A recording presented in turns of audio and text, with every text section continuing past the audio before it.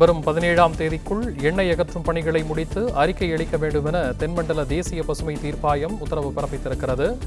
மீனவர்கள் எண்ணெய் அகற்றும் பணியில் உள்ளபோது மணலி தொழிற்சாலைகள் சங்கத்தினரும் பணியில் ஈடுபடாதது அதிருப்தி அளிப்பதாகவும் தென்மண்டல தேசிய பசுமை தீர்ப்பாயம் தெரிவித்திருக்கிறது.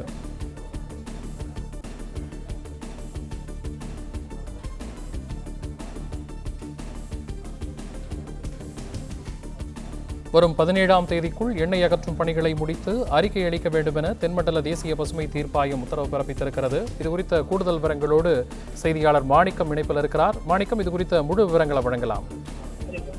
வணக்கம். எண்ணூர் பகுதிகளில் குறிப்பாக கொசஸ்தலை ஆறு மற்றும் அதன் கடலோர பகுதிகளிலும் பக்கிங்ஹாம் கால்வாய் பகுதியிலும் எண்ணெய் தேங்கியதனுடைய விவகாரம் தொடர்பாக தாமாக முன்வந்து தேசிய பசுமை தீர்ப்பாயம் வழக்கு பதிவு செய்திருந்தது. அந்த வழக்கு இன்றைய தினம் விசாரணைக்கு வந்த நிலையில அதில் வாதங்கள் முன்வைக்கப்பட்டன. குறிப்பாக தமிழ்நாடு மாசு கட்டுப்பாட்டு வாரியம், சிபிசிஎல் நிறுவனம், தமிழ்நாடு அரசு ஆகிய 3 தரப்புகள் மற்றும் மீனவர் தரப்பு சார்பாகவும் 4 தரப்பிலிருந்து வாதங்கள் முன்வைக்கப்பட்டிருந்தது.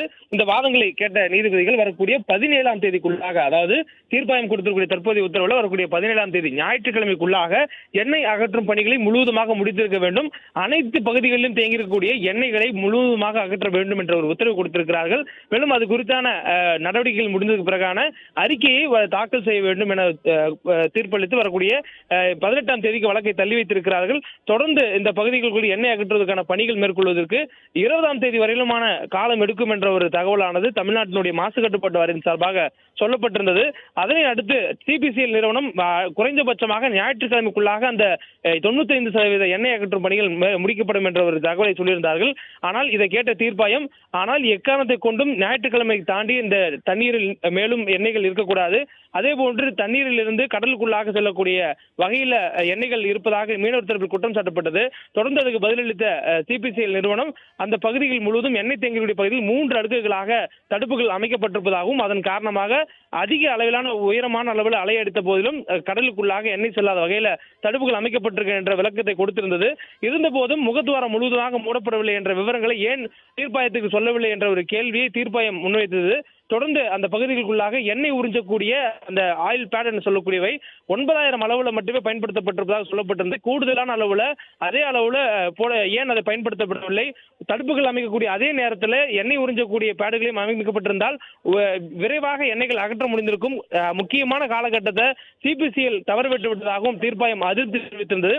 தொடர்ந்து அது செய்யக்கூடிய இந்த பணிகள், குறிப்பாக மீனவர்கள் எண்ணெய் அகற்றக்கூடிய பணிகள் ஈடுபட்டிருக்கக்கூடிய சூழல்ல மணலி இண்டஸ்ட்ரியல் அசோசியேஷன் சொல்லக்கூடிய மணலி தொழிற்சாலை சங்கங்கள் அந்த பகுதிகளில் இருக்கக்கூடிய நிலையில அவர்கள் ஏன் எண்ணெய் அகற்றக்கூடிய பணியில் ஈடுபடவில்லை என்ற ஒரு கேள்வியை தீர்ப்பாயம் எழுப்பியிருக்கிறது. மேலும் இந்த நடவடிக்கை தற்போதைய சூழல் வரையிலும் தீர்ப்பாயத்தை திருப்தி அளிக்கவில்லை என்ற ஒரு தகவலும் சொல்லப்பட்டிருக்கிறது.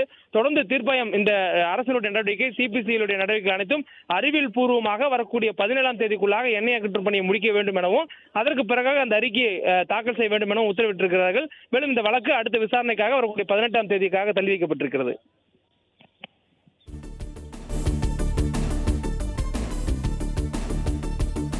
தகவல்களுக்கு நன்றி மாணிக்கம்.